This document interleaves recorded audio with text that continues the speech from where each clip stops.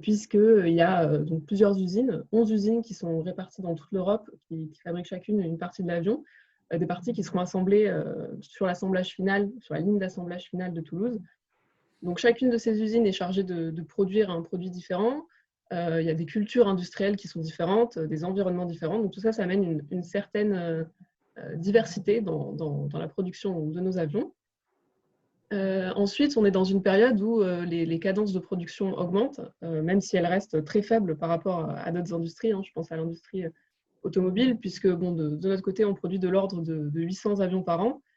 Et ces faibles cadences-là, elles justifient un peu l'idée suivante, qui est de dire qu'on est un peu entre artisanat et industrie, puisque voilà, chaque traitement d'assemblage, et notamment le traitement des non-conformités, est individualisé et nécessite donc un certain nombre de personnes à travailler dessus, d'où l'idée un peu d'artisanat derrière l'entreprise.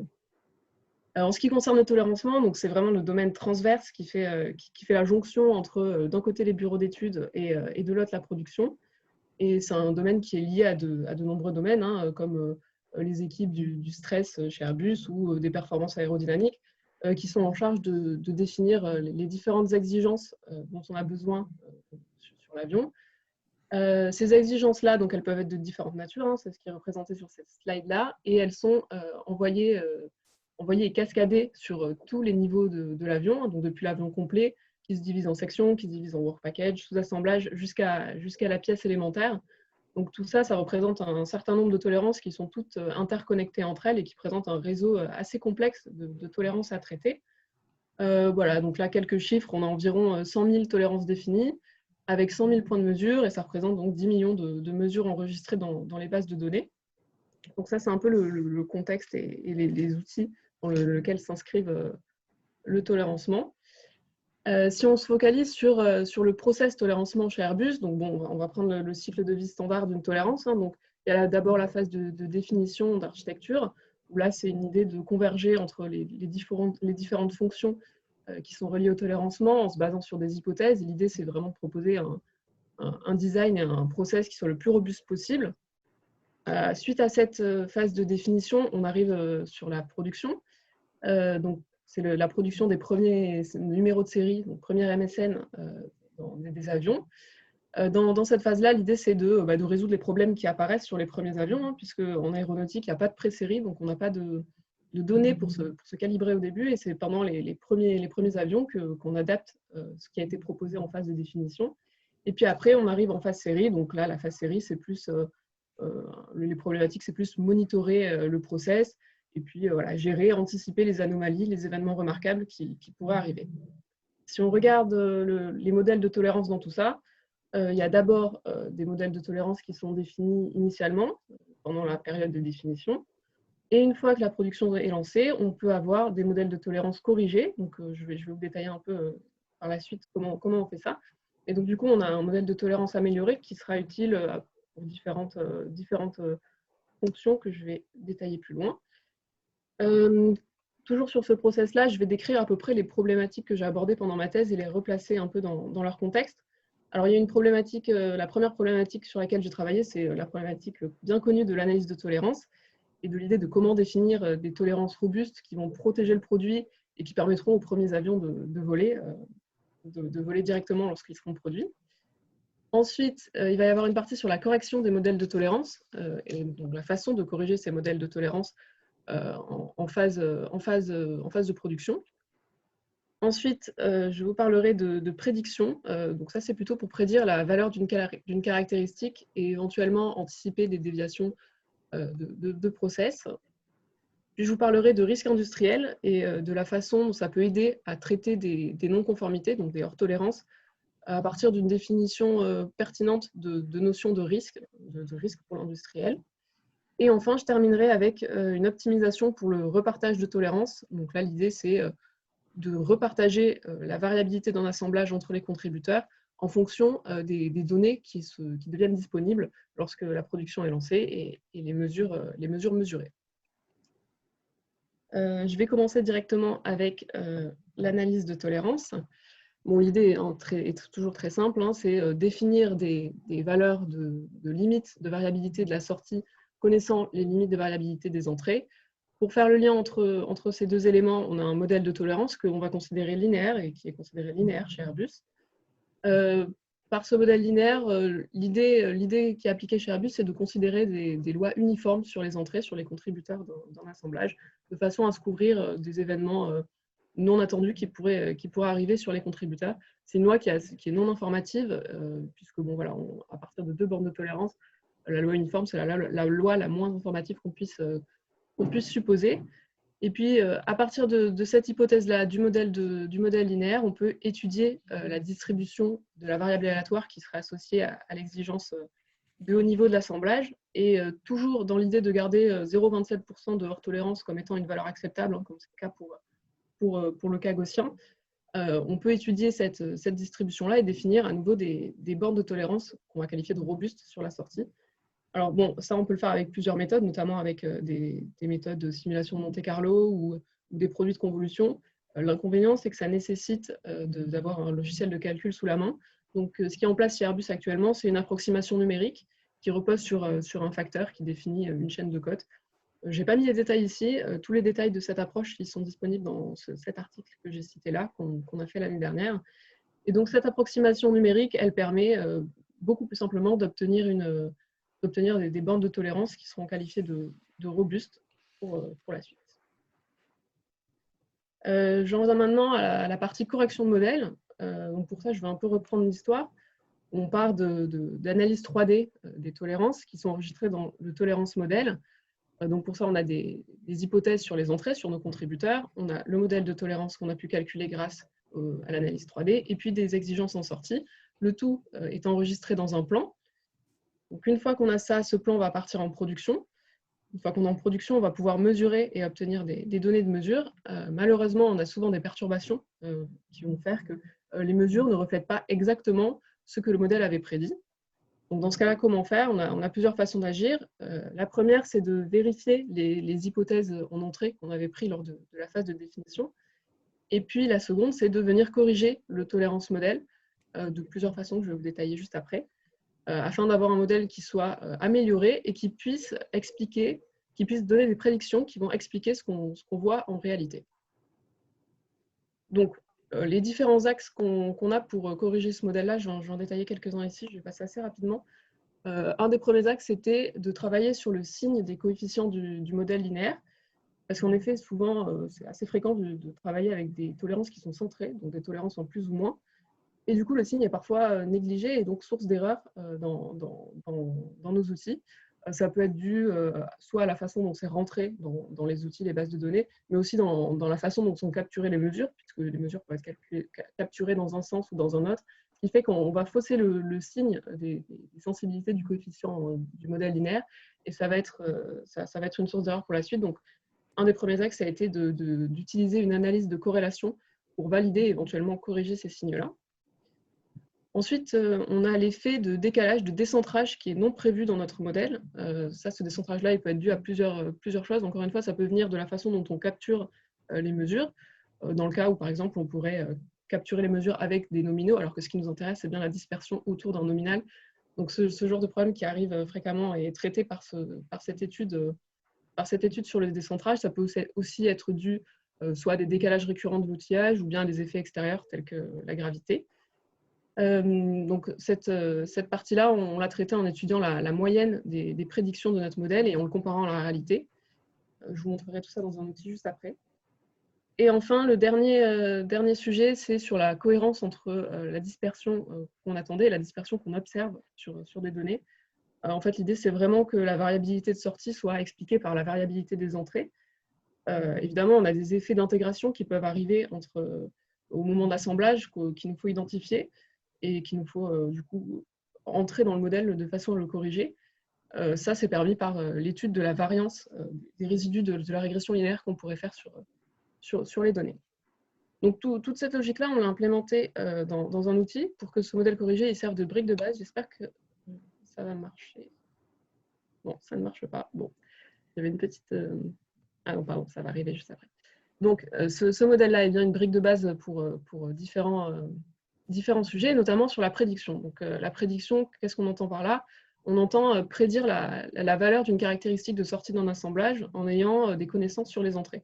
Donc là, j'ai pris un cas assez générique où on peut avoir, par exemple, soit des mesures sur une pièce d'un assemblage.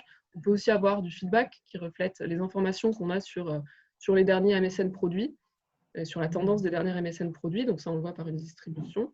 Ou alors, on peut ne pas avoir d'infos du tout. Et dans ce cas-là, on va se contenter des tolérances et éventuellement d'une loi uniforme qu'on peut fitter dessus. Grâce à notre modèle de tolérance amélioré, on va pouvoir faire de la prédiction et puis aussi avoir une certaine précision en fonction des données qu'on a disponibles. Plus on aura de mesures, plus on aura quelque chose de fin, et plus on aura d'inconnus, plus ce sera dispersé. Et ça permet notamment de traiter les paramètres de réglage qu'il peut y avoir dans certains assemblages et certaines chaînes de code. Donc toute cette logique-là, elle est implémentée dans un outil interne. Je vais essayer de vous faire une petite démonstration, j'espère que la vidéo va passer. Donc, en fait, ce qu'on voit ici, c'est la distribution de sortie d'un assemblage, donc voilà, qui est assez large, et on vient automatiquement le mettre à jour en fonction de la correction de notre modèle. Donc derrière, ce qui s'est passé, c'est que tous nos axes d'amélioration ont tourné, et on voit bien qu'ici, là, ce qu'on voit actuellement, c'est bien une prédiction du modèle amélioré, et ça correspond totalement à l'histogramme qu'on vient juste de voir au-dessus, l'histogramme qui reflète la réalité des données. Donc, comme je vous disais, tous les axes d'amélioration sont lancés derrière tout ça. Là, on a par exemple l'étude de corrélation avec différents indicateurs pour que l'utilisateur puisse naviguer entre différents contributeurs et observer un peu qu'est-ce qui se passe entre réalité et modèle de tolérance corrigé.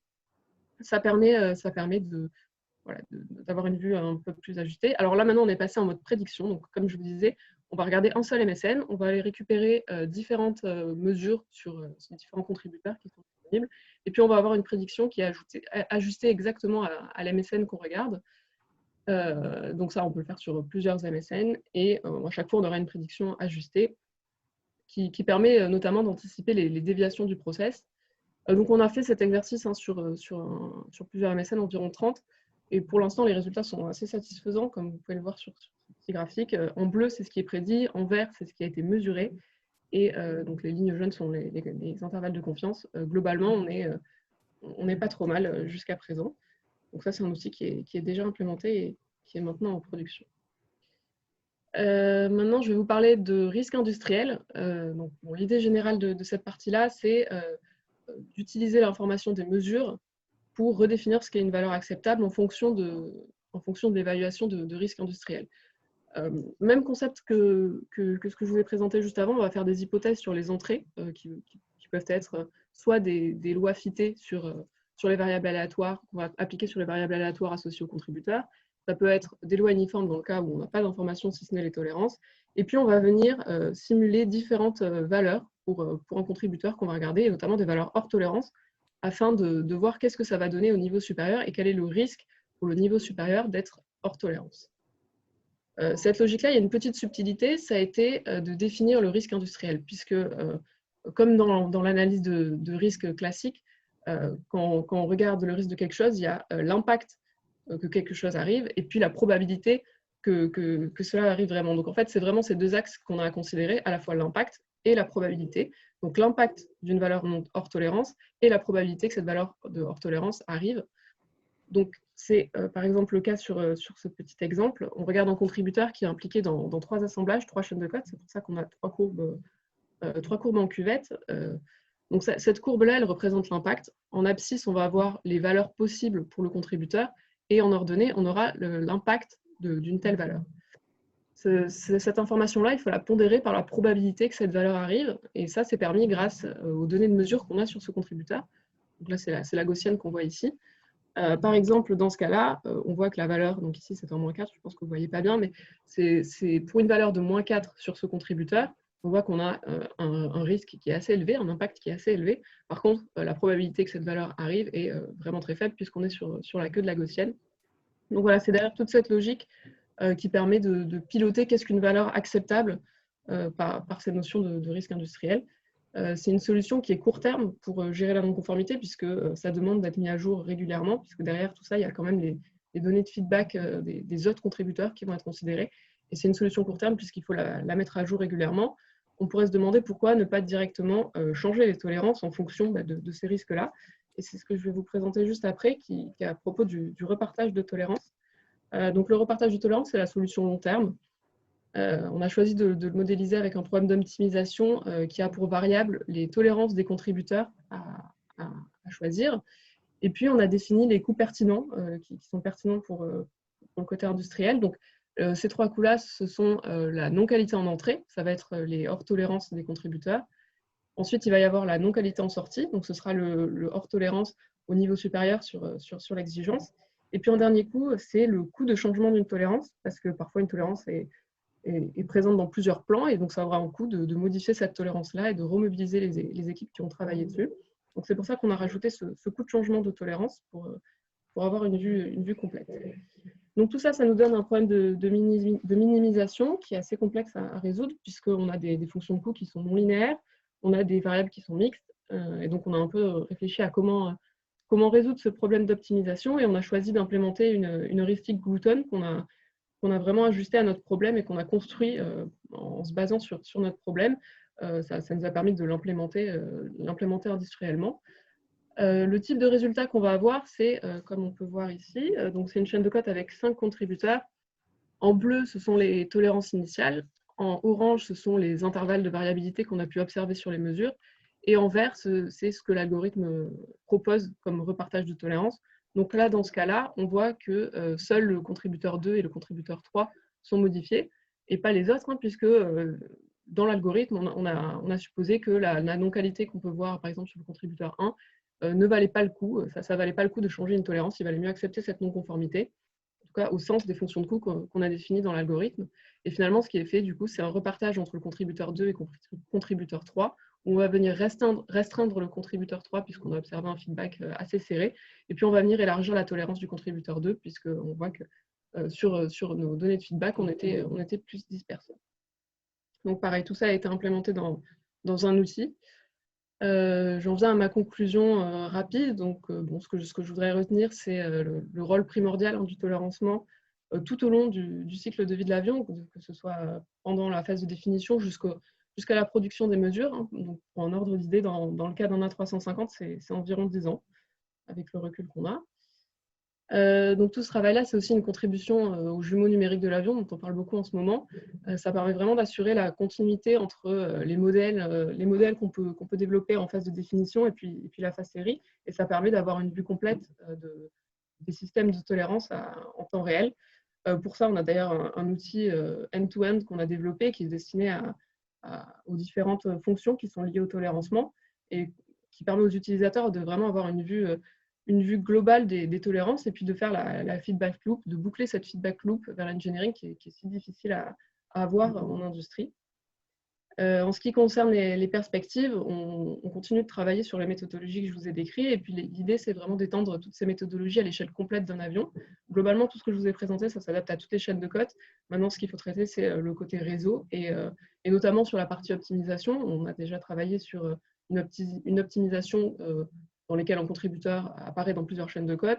Après, il va y avoir la cascade de tolérance d'un contributeur qui devient une exigence à traiter. Donc voilà, tout ça on travaille dessus actuellement. Et puis un dernier point qui est tout ce qui permet de faire ce travail-là, c'est vraiment la continuité digitale entre ce qu'on peut définir et les données de mesure qu'on capture derrière. L'idée, c'est toujours de robustifier cette continuité digitale pour les tolérances pour qu'on puisse continuer de travailler et de proposer des méthodologies. Voilà, j'ai fini. Merci de m'avoir écouté, puis on va passer aux questions. Alors, je ne vois pas le chat. Merci beaucoup, Ambre. Présentation très intéressante pour laquelle je ne peux pas imaginer qu'il n'y ait pas de questions. Effectivement. Sur les tolérances ou les mesures, il y a forcément des questions dans l'Assemblée. À mon avis, est-ce que les gens... arriver sur le chat. Vas-y, je te laisse piloter la discussion si tu veux, Thierry. Ok.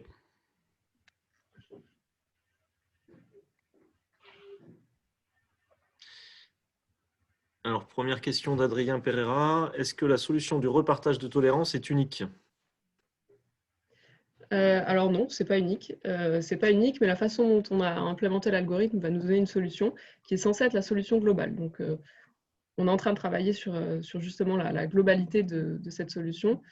Après, voilà, si ce n'est pas unique, ça peut être aussi dû au fait de la symétrie de certaines contributions de contributeurs dans une chaîne de code.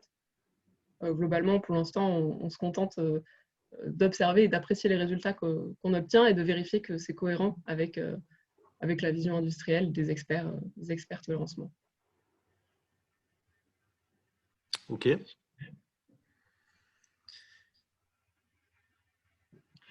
Moi, j'ai une question du coup un petit peu en lien avec celle qui a été posée. Il n'y a pas de contrainte d'ailleurs dans le problème d'optimisation. Non, alors on a fait le choix de rester sur un problème non contraint. Effectivement, on aurait pu mettre des contraintes, notamment sur l'exigence et la tenue d'exigence en sortie. C'est ce qui est fait couramment. Alors nous, on n'a pas fonctionné avec cette exigence-là, puisqu'on ne voulait pas une contrainte qui soit trop dure, vu qu'on accepte la non-conformité en sortie. Et puis, c'était aussi plus facile dans la façon de l'implémenter et de résoudre. On avait déjà le côté non linéaire, le côté mixte. Si on rajoutait des contraintes, ça devenait un peu plus compliqué à résoudre et à implémenter dans nos outils. C'est pour ça qu'on est resté à un niveau non contraint. OK. Merci. Une autre question de Marc Dijoux. Le risque industriel est de quelle nature? Est-ce que c'est montage, défaillance des pièces en service, une combinaison de tout ça? Alors là, dans ce que je vous ai présenté, le risque industriel, c'est vraiment le pourcentage de hors tolérance qu'on aura. Donc, c'est ça qui est regardé pour traiter les non-conformités. C'est ce pourcentage-là. Après, effectivement, il y a différentes natures qui pourraient être considérées. Moi, je suis vraiment focalisée sur la partie statistique, un peu moins sur la partie métier. Donc, bon, moi, mon risque, en tout cas, c'est simplement le hors tolérance. OK. Mais d'après ce que j'ai compris tout à l'heure, le risque de hors tolérance, mais qui est quand même, enfin, dans l'optimisation, on pondère quand même par rapport au coût de changer des tolérances, etc. Donc c'est. Dans le repartage, oui. Ouais, OK. Après, on a des facteurs qui pourront venir calibrer ce coût de hors tolérance. Là, dans l'optimisation, je vous ai présenté les bases. On a des lambdas qui nous permettent un peu de gérer l'importance d'un risque par rapport à un autre. Et je pense que c'est par là qu'on pourrait traiter, voilà, finalement, est-ce qu'on veut changer beaucoup de tolérance pour être sûr de ne pas avoir de risque en sortie ou pas. Oui, parce qu'il y a des hors tolérances qui peuvent être plus gênants que d'autres, quoi. C'est ça, exactement. OK, une autre question de Julien Martin. Est-ce que les seuils de risque tolérables seront différents en fonction de la fonction de tolérance de sortie? Est-ce que les seuils de risque sont tolérables en fonction? Ouais, c'est un petit peu la discussion sur les pondérations justement des hors tolérances. Alors, est-ce que vous pouvez répéter la question? Est-ce que les seuils Enfin, de c'est tolérance... une question. Les seuils de risque tolérables, c'est plutôt la réponse, c'est ça, voilà. Oui, je pense, parce que Julien Martin... Me dire, les seuils de risque tolérables seront différents en fonction de la fonction de la tolérance de sortie. Donc ça, c'est la réponse à la question juste Voilà. avant, là, que vous m'avez posée. Tout à fait. Bon.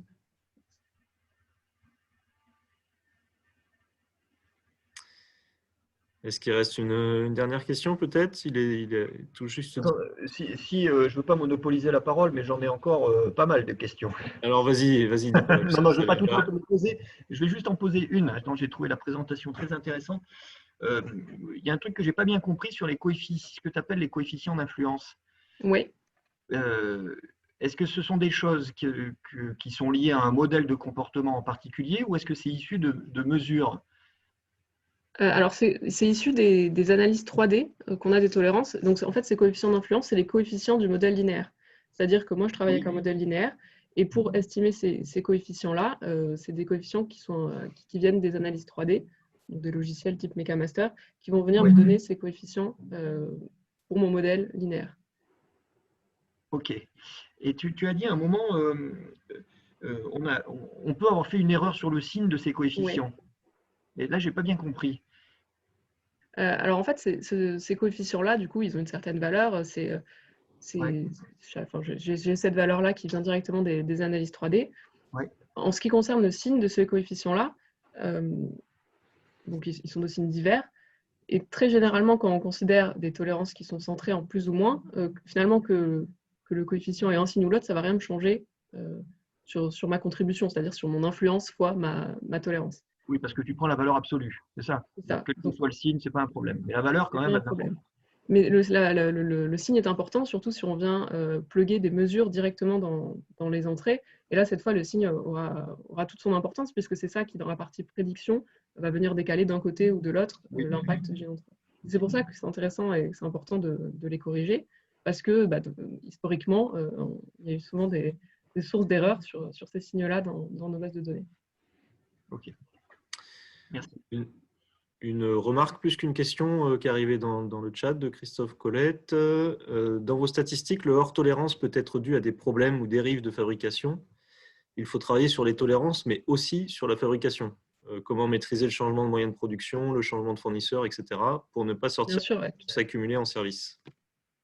Voilà. Après, le but aussi du tolérancement, c'est un peu de se couvrir de toutes ces erreurs-là qui peuvent arriver, hein, des fournisseurs qui ne fournissent pas exactement dans les bornes. Et donc, c'est pour ça qu'on a l'idée d'utiliser des uniformes pour se couvrir un peu de toutes les malfaçons qu'on pourrait avoir en entrée. Effectivement, après, c'est important de gérer pour chaque production de contributeur, de gérer via les capacités, les process, les changements de moyens, etc. Ok, et merci beaucoup pour la présentation puis les réponses aux questions. Merci beaucoup. Ouais. Il va être l'heure de passer à la présentation suivante. Donc, alors, je vais arrêter cette vidéo avant de redémarrer l'autre.